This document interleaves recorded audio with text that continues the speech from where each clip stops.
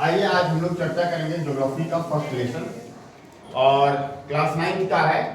तो इसमें सबसे पहला है कि भारत के आकार और उसकी स्थितियों के बारे में हम लोग चर्चा करेंगे। तो भारत के बारे में हम लोग यदि चर्चा करते हैं तो सबसे पहले क्या आती है कि भारत की जनसंख्या के बारे में।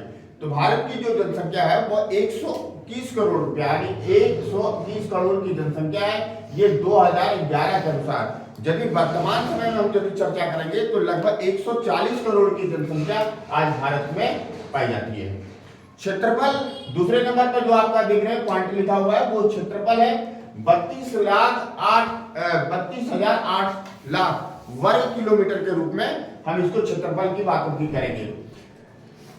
तीसरे पॉइंट में आप जाइएगा, वहां पे है राज्यों की संख्या। तो टोटल राज्यों की जो संख्या है वो 28 है और केंद्र शासित प्रदेशों की संख्या जो है वो 8 बताई जाती है।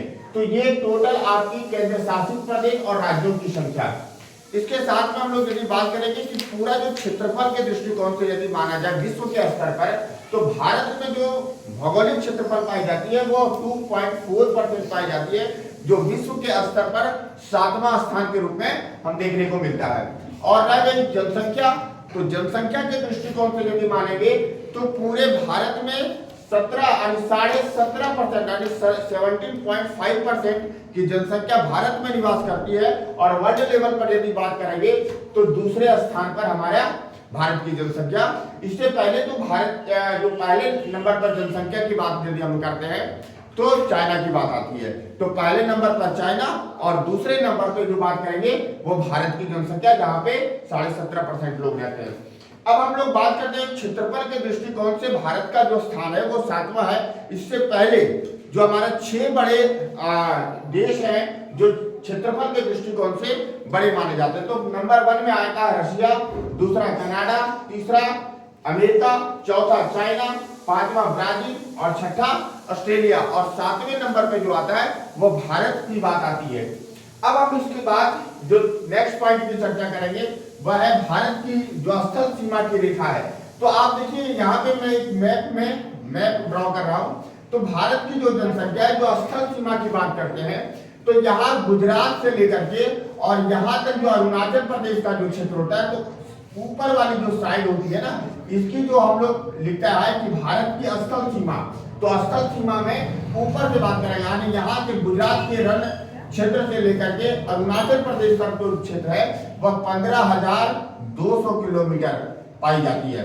लेकिन यदि समुद्री सीमा रेखा की बात करता हूँ, समुद्र के साथ जो भारत की सीमा लगती है वह है 75। तो आप देखिए यहाँ से स्टार्ट करेंगे और ये साइड में जो आप देख रहे हैं यहाँ है बंगाल की खाड़ी और इसके अंतर्गत में 2 द्वीप हैं जिसका नाम है अंडमान और निकोबार। और दूसरी तरफ यदि हम पश्चिम की तरफ से जाते हैं तो यहाँ है अरब सागर और यहाँ पे लक्षद्वीप और मिनिकॉय। और ये पूरे यदि बात करते हैं यहाँ से लेकर के ये क्षेत्र की बात कर लेते हैं तो यहाँ से यहाँ तक की जो भारत की जनसंख्या, भारत की जो समुद्री रेखा है वह 7516 किलोमीटर यानी 7516.6 किलोमीटर की बात कर लेंगे, जिसमें लिखा हुआ है कि अंडमान निकोबार लक्षद्वीप सहित यदि बात करेंगे तब आपकी बात होती है समुद्री सीमा की रेखा 7516 किलोमीटर।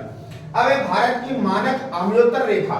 आम्योत्तर का मतलब है जो टाइम होती है, टाइम जोन की बात कर लेते हैं। वह भारत में 82.5 डिग्री पूर्वी देशांतर में जो हमारी रेखा होती है वो रेखा पाई जाती है। लेकिन भारत की जो मानक आम्योत्तर रेखा जो हमें टाइम की बात करते हैं, टाइम जो निर्धारित होती है वह कहाँ से होती है? इलाहाबाद आप जानते होंगे जहाँ पे अभी प्रयागराज लगा हुआ है, जहाँ पे महाकुंभ है, उसी से आगे जब जाइएगा तो मिर्जापुर का क्षेत्र है, वहीं से भारत के पूरे टाइम जोन की निर्धारित की जाती है।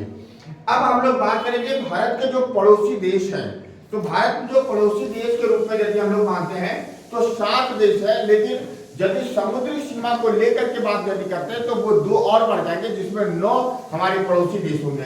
तो सबसे पहला पाकिस्तान की बात करेंगे, अफगानिस्तान की बात करेंगे। समुद्री सीमा में जो पाकिस्तान और अफगानिस्तान है यह भारत के उत्तर यानी नॉर्थ साइड में, नॉर्थ और वेस्ट की साइड की हम लोग बात कर लेते हैं। श्रीलंका और मालदीव जो है आप जानिएगा साउथ में, जो आप जानते होंगे नीचे जहाँ पे कन्याकुमारी है तमिलनाडु का क्षेत्र है, यहाँ श्रीलंका है और लक्षद्वीप और मिनिकॉय के नीचे जो है यहाँ पे है मालदीव। तो ये भी हमारा पड़ोसी देश के रूप में पढ़ेंगे। उसके बाद आप पूर्वी छोर पे जाइएगा जहाँ पे बांग्लादेश हो जाती है, फिर आपका चाइना है, नेपाल है, भूटान है और म्यांमार। ये 7 देश जो है हमारे पड़ोसी देश के रूप में पड़ते हैं। अब देखिए यहाँ पे कहता है कि भारत को जो है भारत में हम लोग पढ़ते हैं ना, भारत की यदि दिशा की बात करते हैं, साइड की बात करते हैं, तो 4 साइड में, एक नॉर्थ होता है ऊपर में, नीचे साउथ और ईस्ट और वेस्ट। तो नॉर्थ और साउथ के बीच में 2 भागों में डिवाइड करती है, और वह जो रेखा कहलाती है वह कहलाती है कर्क रेखा। क्या कहलाती है बेटा? कर्क रेखा।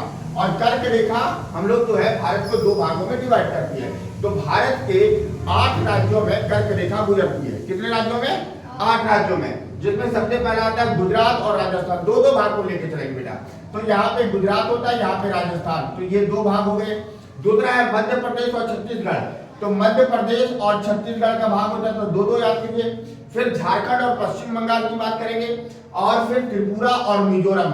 यानी भारत की जो सीधी लाइन जो है यहाँ पे देखिए, तो ये 8 राज्यों से होकर के क्या गुजरती है? भारत की कर्क रेखा गुजरती है। अब कुछ पॉइंट आपको मैं बता देना चाहता हूं कि क्षेत्रफल के दृष्टिकोण से यदि माना जाए भारत को, मैं इसमें नोट नहीं किया हुआ लेकिन ऐसे है, आप सुन लीजिए कि भारत में जो क्षेत्रफल के दृष्टिकोण से सबसे बड़ा राज्य है वो राजस्थान के रूप में पाया जाता है, और जनसंख्या के दृष्टिकोण से यदि माना जाए तो उत्तर प्रदेश की बात करेंगे। भारत का जो सबसे छोटा राज्य के रूप में हम लोग यदि पढ़ते हैं तो वो है आपका गोवा। तो इन सभी पॉइंट को आप यदि एक बार अच्छी तरह से इसको पढ़ लीजिएगा तो निश्चित तौर से जो पहला जो चैप्टर है ज्योग्राफी का, जो हम लोग 9th क्लास का ज्योग्राफी है, वो कंप्लीट हो जाएगा। धन्यवाद।